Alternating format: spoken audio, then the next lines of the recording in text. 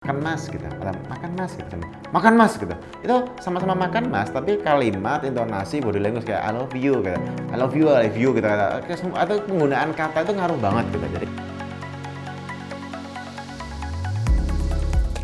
Albert Mehrabian, dia adalah profesor emeritus di bidang psikologi dari University of California. Dia menciptakan satu teori yang sangat terkenal dan sangat populer. Mungkin teman-teman juga sebagian sudah pernah mendengarkannya. Teorinya itu adalah bahwa dalam komunikasi ternyata ada 3 hal yang bisa kita breakdown mengenai bobot dari nilai komunikasi tersebut. Jadi kalau kita ngomong nih ke seseorang gitu, ada 3 faktor, 3 elemen utama yang menilai bahwa ini loh maksud dari orang ini ngomong. Ternyata kata-kata yang kita ucapkan, kalimat yang kita ucapkan, words yang kita gunakan itu hanya berperan 7% dari keseluruhan makna kalimat. Berikutnya 38% itu adalah intonasi, intonation, yaitu cara ngomong, naik turunnya. Yang terakhir 55% adalah body language atau bahasa tubuh. Di sini kita bisa memahami langsung bahwa ternyata kata-kata hanya 7%, verbal, non-verbalnya 93%. Jadi kayak hampir lebih dari 10 kali lipat itu kayak non-verbal. Jadi kalau kita ngomongin ini kayak yang oke, berarti ini non-verbal ya gamenya gitu. Jadi ini non-verbal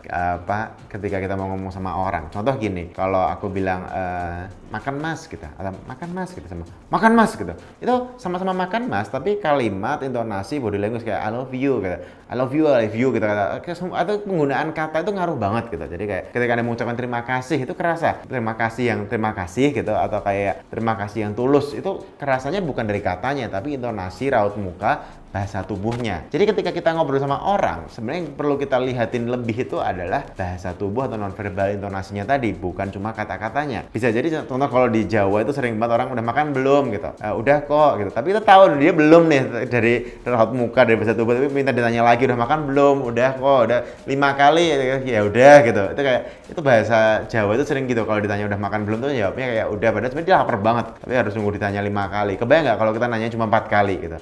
dia nunggu ditanya yang kelima baru mau jawab belum makan, tapi dia ternyata baru ditanya 4 kali udah gak ditanya lagi, nyeselnya bukan main. Jadi kita juga sama dalam komunikasi, yang kita transfer bukan cuma kata-katanya tapi juga bahasa tubuh kita, keyakinan kita. Seperti halnya transfer keyakinan itu kayak kita transfer uang. Kalau saldo kita nggak ada 10 juta, kita nggak bisa transfer ke orang 10 juta rupiah. Kalau kita nggak yakin, kita nggak bisa transfer keyakinan. Kalau kita nggak bahagia, kita nggak bisa transfer kebahagiaan. Kalau kita nggak pede, kita nggak bisa transfer kepedean, misalnya kayak gitu kalau kita ngomongin dalam komunikasi tim. Begitupun sebaliknya, ketika orang lain ngomong sama kita perhatikan, ini beneran yakin nggak? Iyanya itu beneran iya nggak sih? Contoh misalnya, bisa nggak ini dikerjain? Iya gitu. Bisa nggak ini bisa nggak ini selesai hari Rebo? Dia bisanya bisa beneran atau bisa yang kayak nggak enak atau bisa pura-pura. Itu kayak yang tiap orang bisa kita analisa ketika kita mempelajari bahasa tubuh orang tersebut. Kayak ini mungkin saya juga dari gerak-gerak segala macam, mungkin saya memang belum nyaman ngomong depan kamera, jadi kayak suka megang segala macam, itu kayak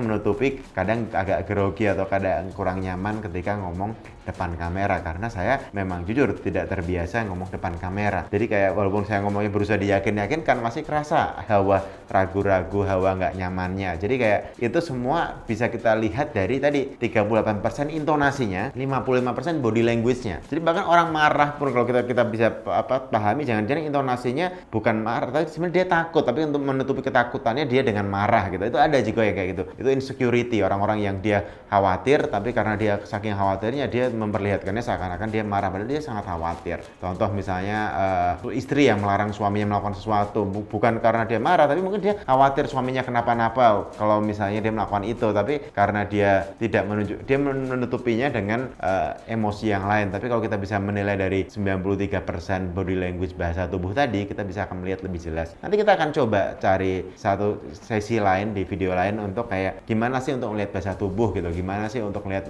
ekspresi muka, gimana sih untuk membaca bahasa nonverbal yang diucapkan gitu. Dan harapannya juga nanti misalnya video-video berikutnya bisa kayak ada orang buat digunakan untuk praktek, itu bisa kita lihat dengan sangat mudah apakah dia ketika berterima kasih itu benar terima kasih kah, ketika minta maaf bilang saya minta maaf itu benar minta maaf atau pura-pura minta maaf kah. Itu ketika kita bisa mengetahui itu, jadi tahu sebenarnya maksud dibalik kalimat yang terucap.